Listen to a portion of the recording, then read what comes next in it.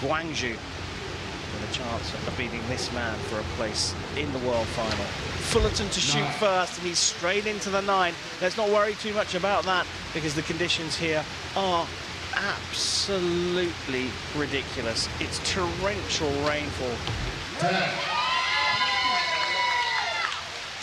Good response there by Broadnax. 10.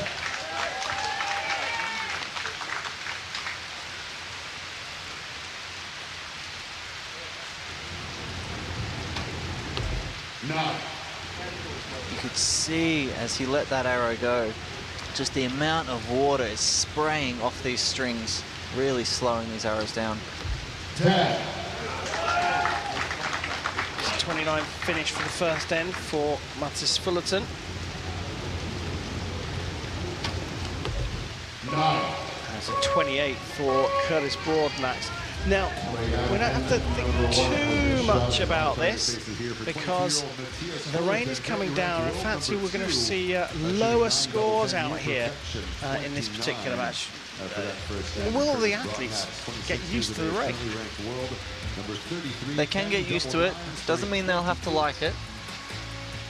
But being out there, getting wetter and wetter and getting colder as well. It's not just wet rain, it's cold rain. And that will make the body start to shiver. Yeah, the temperature has dropped off. And hats off to those in the crowd who are staying out there in these pouring conditions. Ponchos are out, the umbrellas are up, but everyone's still getting very wet, including the archers. But they have the potential of a World Championship title available to them, so they're not too bothered. They'll keep themselves focused out there. So the average impact point for Curtis Broadnax, 3.7 centimetres from the centre of the target. He's going to shoot first, trailing as he does by a point. The second end. Big flinch there. Puts it in the middle.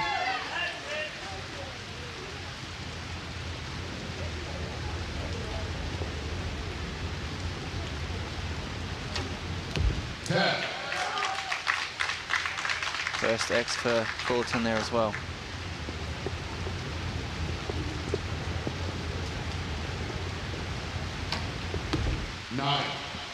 Another 9.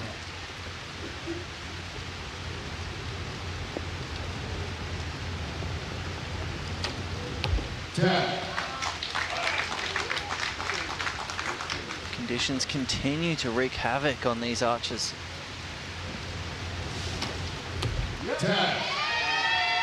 29 to finish.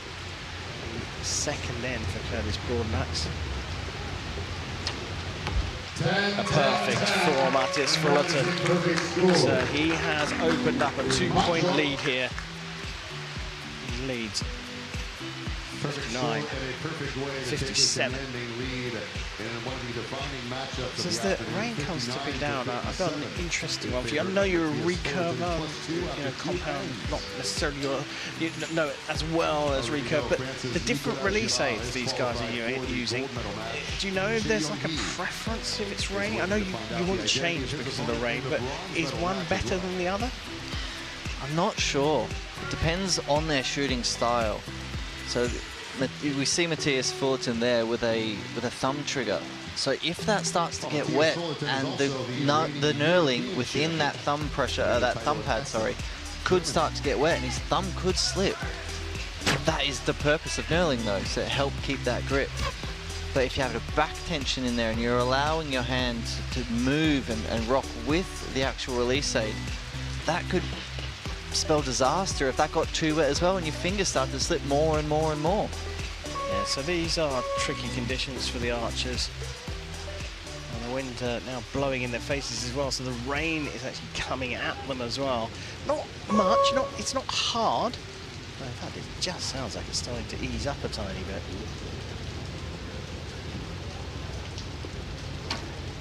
Number 3, and Curtis Broadnax needs more and more of those 10s.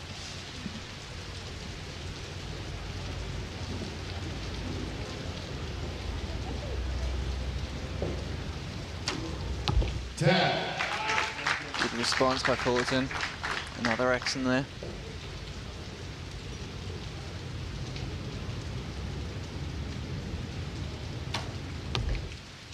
Nine possible 10.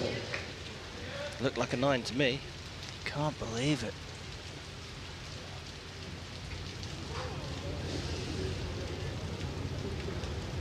Oh, bit of a wobble. 9. Pops it up high. Didn't seem comfortable throughout that shot. That's a little adjustment. The rain has eased off. You talked about the rain hitting the arrow and pushing it down, perhaps. He's just sort of rearrange his aiming point. Yeah, if you've compensated for the heavy rain and then it suddenly stops, you will go high. 10. He's corrected it, that's for sure. So 88, another drop point for Fullerton, but potential another drop point for Curtis Broadnax. That second arrow for Broadnax has been marked for a measure though, so that is in progress at the moment as him and Chris Webster look on, and he's talking to his teammates up in the crowd just behind him.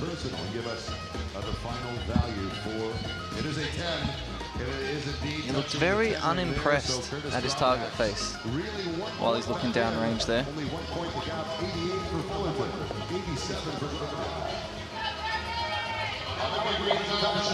2 points in it with 2 ends remaining in this second semi-final. It was confirmed then, Fullerton on 88, having dropped his middle arrow into the 9, but Broadnax has actually had his arrow measured up. The 10, or the 9 becomes a 10, and he's shot a perfect 30. He's gone 28, 29, 30, and he's just 1 behind now, and we know that is close enough to still challenge. End number 4. Broadnax still trailing, will shoot first. Put down some big scores, put some pressure on Fullerton. That is the order of the day. And just like that, the rain seems to have disappeared. 10. Back in the middle for both of them.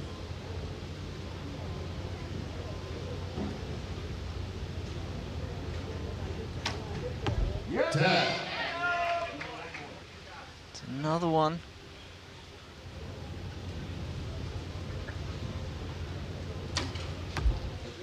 Bangs it in there.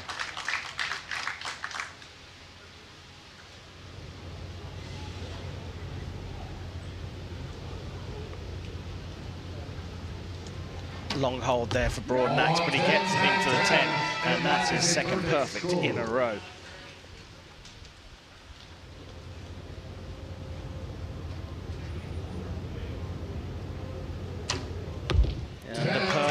From Fullerton as well, so maintains the 1-point lead after 4 ends, and he's just trying to keep his mind settled, and now the rain has stopped. Fullerton will fancy his chances here, but Broadnax has been battling through today.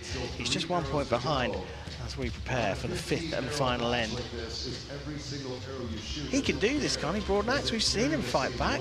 Certainly can. Maybe he's a bit like a diesel. Just takes a little bit to warm up, but once he gets going, he's a steam train and will just power through the rest of this match.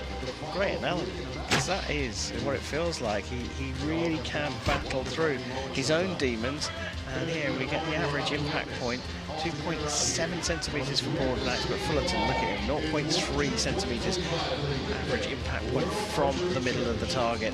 And he just got that little air of authority about him there. Cool, calm, confident air from the Dane. He's thinking to himself, 3 10s here, get through this final end, get yourself into a World Championship final. He's got to forget about what Curtis Broadnax does. The American is going to shoot first. Yeah. Banging one in there, right in the X.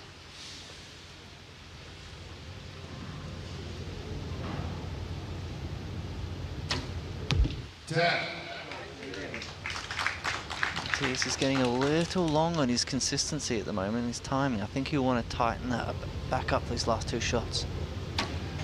10. Well, that's a little bit of an indication that perhaps the bow is a little slippy there. That's putting down another 10 though. 10. That'll do.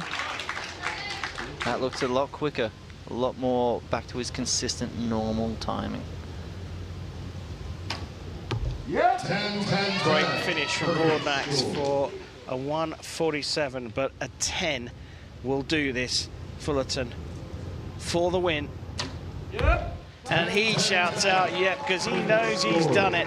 A 148 plays 147. It was a tricky match for the pair of them, but Mathias Fullerton from Denmark has made it through to the World Championship final here in Gwangju. Curtis Broadnax will be out pretty quickly because he'll be shooting for the bronze medal against the host nations, Choi Young-hee. And Fullerton into the final. Curtis Broadnax, meanwhile, will be shooting off against There was just a little air of confidence about Mathias Fullerton going into that final end. He knew that he was 1 point behind, 1 point ahead, sorry, and that you could just see from his demeanour that he thought, well, if I shoot 310, I've got this. Yeah, I think he waited a little bit long on that first shot. It did drop low. Still caught the 10 line, but it was on the line, which was a little bit uncharacteristic from his plot from the target face there. But his last two, nice consistent timing, confidence in himself, and trusted the process. He called it before it even hit the target. That's how confident he was. Great stuff then from Mathias Fullerton. Niels Dahl, the coach, in the box, high-fiving him on his way to the World Championship final. Next one. Last 10 is the most successful era in competitive archery history, accounting for far more medals than